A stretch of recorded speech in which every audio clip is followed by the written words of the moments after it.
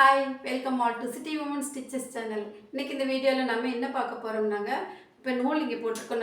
நம்ம ஒரு துணி தைக்க போகிறோம் இல்லைங்களா. இப்போ நூல் வந்து நம்ம இங்கே ஸ்கூலில் போட்டிருக்கிறோம். இதே நூலை நம்ம பாபினுக்கு கொண்டு வரணும். இப்போ பாபினுக்கு கொண்டு வரும்போது இந்த வீலில் வச்சு தான் நிறைய பேர் கொண்டு வருவாங்க. இந்த வீலில் எவ்வளோ இந்த ஸ்க்ராச்சஸ் ஆகாமல் எவ்வளோ நீட்டாக தைக்கலாம் அப்படிங்கிறது தான் இன்றைக்கி இந்த வீடியோவில் பார்க்க போகிறாங்க.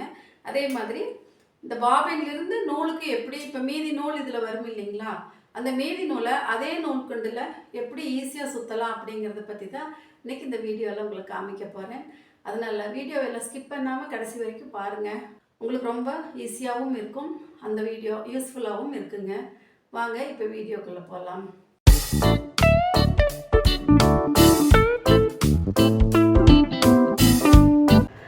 இப்போ நான் இந்த கலர் நூல் எடுத்துருக்குறேங்க. இந்த நூலை வந்து நான் பாபினில் கொண்டு வரணும், சரிங்களா. அதுக்காக நான் என்ன பண்ணுறேன்னா, இப்போ நிறைய பேர்த்தோட மிஷினில் இந்த ஸ்பூல் மட்டும்தான் இருக்கும், ரெண்டு பக்கமே இந்த ஸ்பூல் இருக்கும் சின்ன மிஷின்லலாம். இப்போ என்னது வந்து டொமஸ்டிக் மிஷின்லேயே கொஞ்சம் பெருசு, அது வந்து பாருங்கள் இந்த மாதிரி பெரிய ஸ்பூல் இருக்குது. நான் அதை வந்து இப்படி சாய்ச்சிட்டு இதுக்குள்ளே விட்டு இப்படி போட்டுக்கிறேன், சரிங்களா. இப்போ நூல் வந்து எந்த சைடு இருந்து வேணாலும் வரலாம். இப்போ நான் வந்து இது வெளிப்பக்கம் இருந்து வர்ற மாதிரி எடுத்துக்கிறேன், சரிங்களா. இப்போ இந்த பட்டன் ஹவுஸ்லலாம் கேட்டிங்கன்னா த்ரெட் வைண்டர்னே ஒன்று இருக்குதுங்க. இந்த மாதிரி த்ரெட் வைண்டர் இருக்கும். இப்போ இங்கே வந்து இங்கே ஒரு வீல் இருக்கும், இங்கே நம்ம கை பிடிச்சிக்கிறதுக்கு உங்களுக்கு அந்த ஹேண்டில் மாதிரி இருக்கும். இப்போ இந்த நூல் கீழே வருது பார்த்திங்களா, இது இப்படி பிடிச்சிக்கோங்க, 3 விரல் வருது, இதில் பிடிச்சிக்கோங்க. இந்த ஒரு விரலில் இந்த மாதிரி ஸ்பூலை பிடிச்சிக்கோங்க. இப்போ இந்த பாருங்கள், இந்த வீலும் ஒன்றா வரணும். இப்போ இதுக்குள்ளே வச்சுக்கோங்க. வச்சுட்டு இப்படி பிடிச்சிட்டு இப்போ நம்ம பெடல் பண்ணலாம். பாருங்கள், ஈஸியாக சுற்றிட்டு வரும்.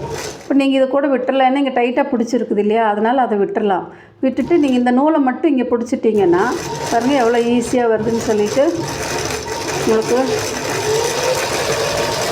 இப்போ ரொம்ப சுற்றுதுன்னு சொன்னால் நீங்கள் இப்படி கை இந்த ஒரு விரல் வச்சுட்டு இப்படியே பிடிச்சிட்டிங்கன்னா எங்கேயும் மூவ் ஆகாமல் நூலும் மாறி போகாமல் கரெக்டாக வரும் உங்களுக்கு. பார்த்திங்களா, ரொம்ப சுற்றக்கூடாது, ஓரளவுக்கு இந்த ரவுண்ட் இருக்குது பார்த்திங்களா, அதுக்கும் கொஞ்சம் உள்ளே வர வரைக்கும் சுற்றிட்டு இப்போ நம்ம எடுத்துக்கலாம்.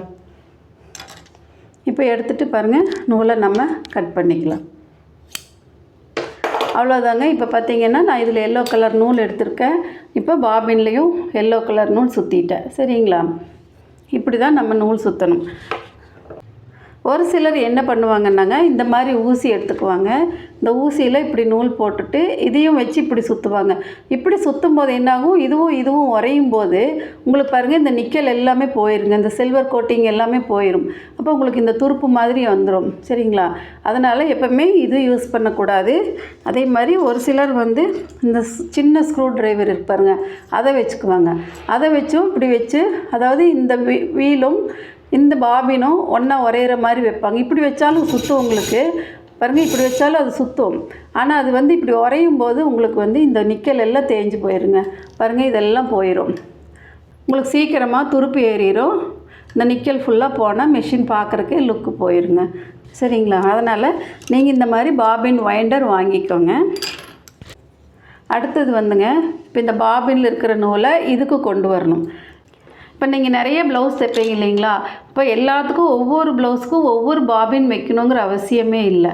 இது எப்படி நம்ம இதில் வந்து நூலை மாற்றிக்கலாம் அப்படின்னு தான் இன்றைக்கி பார்க்குறோம், சரிங்களா. இப்போ நூல் மாற்றுறதை பார்த்தோம். அடுத்தது இப்போ பாபினில் இருக்கிறத எப்படி நம்ம நூல்கண்டுக்கு மாற்றுறதுன்னு பார்க்கலாம். இப்போ இங்கே பாபினில் இருக்கிறத அதே மாதிரி நம்ம நூல் எப்படி போட்டோமோ அதே மாதிரி இந்த ஸ்பூலுக்குள்ளே பாபினை போட்டுக்கலாம், சரிங்களா. இப்போ அதே த்ரெட் வைண்டர் எடுத்துகிட்டு இந்த நூல் இருக்குது பார்த்திங்களா, இந்த நூலை இந்த கடைசி வரைக்கும் நம்ம சொருகி விட்டுக்கலாம். இப்போ பாபின் வந்து உங்களுக்கு இங்கே மட்டும் நின்றுச்சு இது வரைக்கும், நூல் வந்து நல்லா இந்த கடைசி வரைக்கும், அதுக்கு தான் இங்கே வந்து இந்த வரி கொடுத்துருக்காங்க பாருங்கள், இந்த மாதிரி இருக்குது. அப்போ இந்த கடைசி வரைக்கும் இந்த மாதிரி சொருகி விட்டுடலாம். அப்போ உங்களுக்கு நல்லா டைட்டாக பிடிச்சிக்கும். இப்போ அதே மாதிரி இந்த நூல் பாபினில் இருக்கிற நூல் எடுத்துக்கலாம். நூல் எடுத்து இப்படி இந்த மாதிரி பிடிச்சிக்கோங்க. பிடிச்சிட்டு இதே மாதிரியே கீழிருந்து மேலே சுற்றிக்கோங்க. இப்படி சுற்றிட்டு இப்போ நீங்கள் அதே மாதிரியே தாங்க இந்த 3 விரல் இப்படி பிடிச்சிக்கோங்க. இந்த ஒரு விரல் நூல்கண்டை பிடிச்சிக்கோங்க. பாருங்கள், இந்த 3 விரல் இப்படி பிடிச்சி இந்த ஒரு விரல் இப்படி பிடிச்சிட்டிங்கன்னா இந்த வீலும் இந்த வீலுக்குள்ளே வரணும். வந்து இப்போ சுற்ற பார்க்கலாங்களா. அவ்வளோதாங்க. பாருங்கள், எல்லா நூலும் இதில் சுற்றிடுச்சு. இப்போ பாபினில் இருக்கிற நூல் ஃபுல்லாக நம்ம இதில் சுற்றிட்டோம்.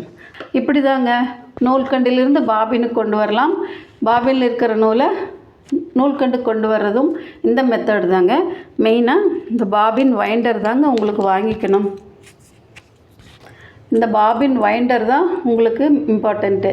இந்த பாபின் வைண்டர் வாங்கிட்டிங்கன்னா உங்களுக்கு நூல் சுற்றுறது ரொம்ப ஈஸியாக போகும். சரிங்களா? நீங்கள் இது வரைக்கும் எந்த மாதிரி நூல் சுற்றிட்டுருப்பீங்க அப்படிங்கிறத கமெண்ட்டில் சொல்லுங்கள். இல்லை நீங்களும் இந்த மாதிரி பாபின் வைண்டர் வச்சுருக்கிறீங்களா அப்படின்னும் கமெண்ட்டில் சொல்லுங்கள். இந்த வீடியோ உங்களுக்கு பிடிச்சிருந்தால் லைக் பண்ணுங்கள், ஷேர் பண்ணுங்கள். இந்த வீடியோ பற்றின கமெண்ட்ஸ்களை கீழே கமெண்ட் பாக்ஸில் சொல்லுங்கள். மீண்டும் இன்னொரு வீடியோவில் சந்திக்கலாங்க. அது வரைக்கும் நன்றி, வணக்கம்.